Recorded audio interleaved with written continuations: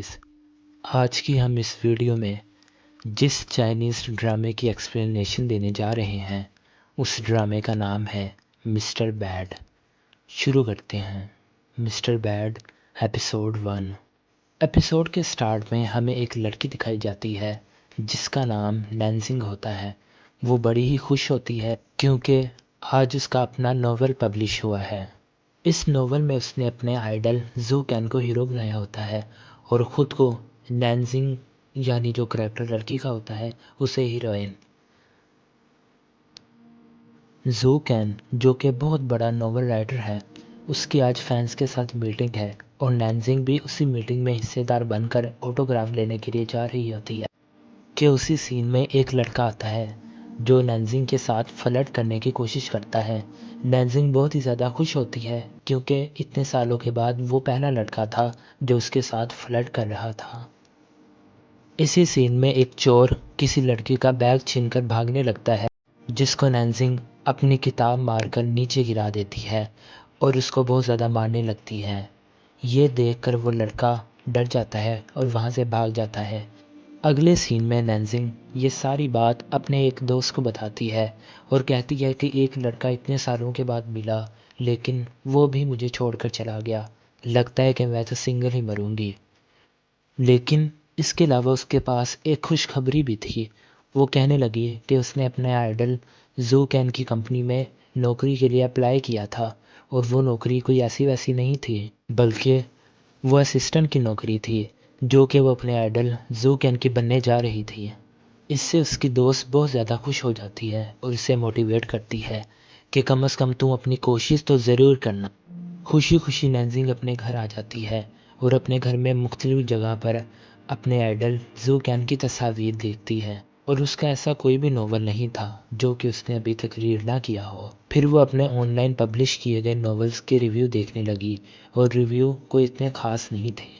सब लोगों ने कहा कि ये स्टोरी बहुत ही ज़्यादा घिसी पिटी है और ना ही इसमें विलन का कोई सीन था और वैसे भी ऐसी किसी भी स्टोरी को लोग पसंद नहीं करेंगे जिसमें किसी भी किस्म का सस्पेंस ही ना हो। बहुत ज़्यादा परेशान होने के बाद नैनजिंग रिप्लाई देती है कि अगर आपको मेरा ये विलन बहुत ही ज़्यादा वीक लगता है तो मैं इसे बहुत ही ज़्यादा ख़तरनाक अंदाज में आपके सामने पेश करूँगी। अपने नॉवल को बहुत ही ज़्यादा मॉडिफाई करते हुए नैनजिंग ने अपने विलन के करैक्टर को बहुत ही ज़्यादा ख़तरनाक बना दिया और उसे नेचुरल पावर दिए और उसे बहुत बड़ा डेविल बना दिया जो सबको ख़त्म करने के लिए अकेला ही काफ़ी हो। ना ही उसको किसी को मारते हुए तरस आता है और ना ही वो इस चीज़ को जानता था। यहाँ तक कि नैनजिंग और जू कैन की शादी की सबसे बड़ी रुकावट भी जुआन ही होता है।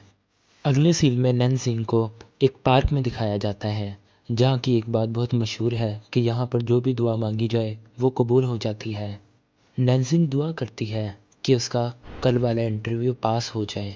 उसी के साथ सामने एक शख्स खड़ा होता है जिसको नैनजिंग देखकर कहती है कि तुम हर वक्त यहीं पर ही खड़े रहते हो, तुम कोई और काम नहीं करते।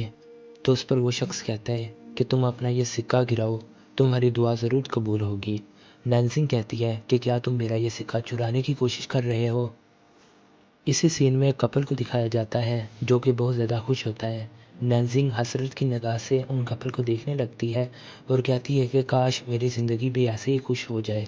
इसी के साथ उसके गले में लटका हुआ वो सिक्का खुद ब खुद पानी में गिर जाता है और वो शख्स मुस्कुराने लगता है जैसा कि उसकी ख्वाहिश बहुत जल्द पूरी होने वाली होती है। नैनजिंग पानी में कॉइन को ढूंढने लगती है कि वहाँ पर एक शख्स तैरता हुआ उसे दिखाई देता है। वो शख्स जैसे मरा हुआ है, हाँ वो जुआन ही होता है और उसी के साथ पलक झपकते ही वो सीन ख़त्म हो जाता है। सीन बदलता है। नैनजिंग के कदमों में जुआन लेटा हुआ होता है जैसे कि वो मर चुका होता है। नैनजिंग उसको उठाती है और उसको हॉस्पिटल ले जाने लगती है और साथ ही कहती है कि ये तो किसी नोवेल का सीन लग रहा होता है। काश वो लड़का भी इसको देखकर पसंद करने लगी और इसी तरह इसके लिए जान देने को भी तैयार हो। और इस तरह की बेकार बातों को सोचते हुए नैनजिंग चल रही थी और इसी वक्त जुआन भी होश में आ चुका होता है और वो इसकी सारी बातें सुन रहा होता है और सोचने लगता है कि ये लड़की कौन है और मैं यहाँ पर कैसे आ गया। और फिर अचानक से नैनजिंग की नज़र जुआन पर पड़ती है जो कि अब होश में आ चुका होता है और उसको नीचे उतारती है और कहती है कि अगर तुम उठ गए हो तो मुझे बताया क्यों नहीं। मैं कब से तुम्हें उठा कर ला रही हूँ, कितने भारी हो तुम। चलो अच्छा ही है कि तुम ठीक है, अब मैं घर जाती हूँ। जाते हुए जुआन नैन्जिंग का हाथ पकड़ लेता है और उसे अपनी तरफ खींचता है और कहता है कि क्या तुम ये नहीं चाहती कि मैं तुम्हारे लिए जान दे दूँ। नैन्जिंग गुस्से में जुआन से अपना हाथ छुड़ाती है और कहती है कि क्या तुम जानते हो मुझे, मेरा नाम नैन्जिंग है, लोग मुझसे बात करते हुए भी डरते हैं। और जुआन सोचने लगता है कि यह पागल सी लड़की कौन है जो इतना फजूल बोल रही है और इसके कपड़े, इतने छोटे कपड़े क्यों पहने हुए हैं इसने। फिर नैन्जिंग कहती है कि मैंने ही तुम्हारी जान बचाई है। फिर वो सारी कहानी जुआन को बताती, लेकिन जुआन उसकी किसी भी बात का यकीन नहीं करता। जुआन कहता है कि ना तो मेरे कपड़े गीले हैं और ना ही मेरे बाल, तो फिर तुम ये कैसे कह सकती हो कि तुमने मुझे इस पानी से बचाया है। नैन्जिंग प्रूफ दिखाने के लिए कहती है कि इस पानी में मेरा कॉइन गिरा होता है जो कि अब जुआन के हाथों में है। और जुआन कहता है कि तुम्हारे पास कोई भी सबूत नहीं है कि तुमने मेरी जान बचाई है, और वैसे भी ये कॉइन तुम्हारा नहीं है बल्कि मेरा है और मैं तुम्हें नहीं देने वाला। नैन्जिंग कहती है कि तुम कितने अजीब इंसान हो, एक तो तुमने इस ज़माने में इतने पुराने ज़माने के कपड़े पहने हुए हैं और एक तुम्हारे पास मेरा सिक्का है जो कि तुम मुझे दे भी नहीं रहे हो। और फिर जुआन कहता है कि तुम अपने कपड़े देखो, क्या तुमको ऐसे कपड़े पहनकर किसी के भी सामने जाने में शर्म नहीं आती। अरे आपको क्या मसला है, ये 21वीं सदी है, यहाँ हर किसी को अपना लिबास पहनने की आज़ादी है, उसको किसी की भी परवाह नहीं होनी चाहिए। जुआन सोच रहा होता है कि ये सब कुछ हो क्या रहा है। वो इस लड़की से जान छुड़वाने की कोशिश कर रहा होता है। जुआन उसका कॉइन फेंक देता है और कहता है कि मैं यहाँ से जा रहा हूँ, तुम अपना सिक्का लो और यहाँ से चली जाओ। और फिर नैन्जिंग उसको भागकर रोकती है और रोक कर कहती है, तुम जा कहाँ रहे हो, अभी तक तो हमने एक दूसरे को जाना भी नहीं कि तुम हो कौन और कहाँ से आए हो। जुआन बोला कि क्या तुम मेरे साथ फ्लर्ट करना चाहती हो, जैसा कि तुमने मेरी जान बचाते हुए मुझसे बोला था। जुआन कहता है कि अगर तुम रिवार्ड लेना चाहती हो तो मैं तुम्हें किस कर देता हूँ। वो किस करने लगता है कि नैन्जिंग उसे पीछे धकेल देती है और कहती है कि मैं ऐसा कुछ नहीं चाहती, मैं तो सिर्फ नोवेल का सीन क्रिएट करने की कोशिश कर रही थी। वो बैठी यहाँ पर सिर्फ अपनी सफाइयाँ देती रहती है और जुआन वहाँ से चला जाता है। जुआन जाते हुए सोच रहा था कि ये सब कुछ कैसे हो गया, ये दुनिया बदल कैसे गई। उसी सीन में कुछ लड़कियाँ जुआन का हाथ पकड़ती है और कहती है कि तुम्हें दिखाई नहीं देता, आगे रास्ता बंद है। ये सब सुनकर जुआन और भी ज़्यादा कंफ्यूज हो जाता है। फिर वो शख्स जो नैन्जिंग के पास होता है और उसे सिक्का गिराने का कहता है, वो भी इसके सामने आ जाता है और कहता है कि तुम्हें घबराने की ज़रूरत नहीं, तुम्हें उस शख्स के पास पहुंचा दिया जाएगा जिसके लिए तुमको भेजा गया है। इससे पता चलता है कि वो शख्स जानता है कि जुआन यहाँ पर किस लिए आया है।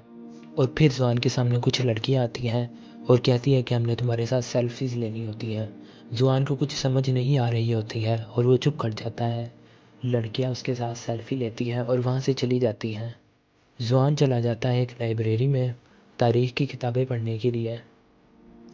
और फिर सीन नैन्जिंग पर आता है जो कि बहुत ही गुस्से के साथ घर के अंदर दाखिल होती है और अपनी मोम को बताती है कि किस बदतमीज़ लड़के के साथ उसका सामना हो गया था, अगर दोबारा वो मेरे सामने आया तो मैं उसको मार दूंगी। फिर नैन्जिंग टीवी चलाती है और वहाँ पर जू कैन का इंटरव्यू होता है जिसके साथ उसकी एक कोलीग भी होती है। उसकी माँ कहती है कि ये लड़की उसकी कोलीग नहीं होगी बल्कि हो सकता है कि इसकी गर्लफ्रेंड हो। दूसरे सीन में हमें जुआन दिखाया जाता है जो कि बहुत सारी हिस्ट्री की किताबें पढ़ता है और उसको पता चलता है कि वो बहुत हज़ार साल बाद की दुनिया में आ गया है। सीन बदलता है और सड़क पर चलती हमें नैन्जिंग दिखाई देती है जो कि बहुत ज़्यादा पुरजोश होती है। क्यों? क्योंकि आज वो इंटरव्यू के लिए जा रही है। दफ्तर में इंटरव्यू देते हुए नैन्जिंग को दिखाया जाता है जिसके सामने जू कैन आ जाता है। अब तो नैन्जिंग की तो जैसे सांसें ही रुक रही थी क्योंकि उसका आइडल सच में उसके सामने बैठा था। और ऊपर से जू कैन ने नैन्जिंग से बात भी कर ली। नैन्जिंग के मुंह से तो कुछ निकल ही नहीं रहा था, लेकिन फिर भी वो दिल में कह रही थी कि वो डर नहीं रही है। वो दिल में कहती ही रही कि तुम इतने डर क्यों रही है, बोलो बोलो।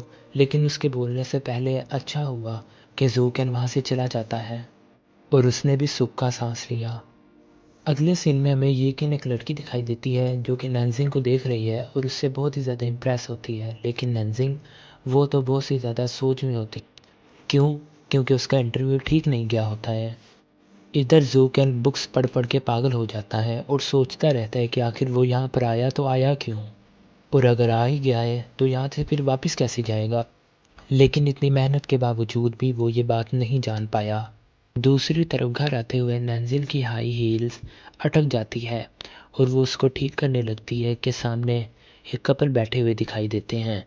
नेंजिल गुस्से से परेशान हो जाती है कि वो इनकी मदद करने के लिए क्यों नहीं आ रहे और आखिरकार खुद ही कहती है कि तुम अपना रोमांस बंद नहीं कर सकते, मेरी हेल्प ही कर दो प्लीज़। और पता नहीं कैसे ये आवाज़ जू कैन के कानों तक पहुंच जाती है और वो पलक झपकते ही नैन्सी के सामने हाजिर हो जाता है। और यहाँ पर एक लड़की जू कैन को एक फूल देती है और वो नैन्सी को देखता है और सोचता है कि कहीं ये सब कुछ उसकी वजह से तो नहीं हो रहा। जू कैन नैन्सी के पास जाता है और उसको फूल देता है और फिर से उससे उसका नाम पूछता है। नैन्जिंग ने उसको अपना नाम बताया और ज़ूगन कहता है कि हाँ वो तुम ही लड़की हो जो मेरे सवालों का जवाब दे सकती है। इसी के साथ पहला एपिसोड ख़त्म होता है।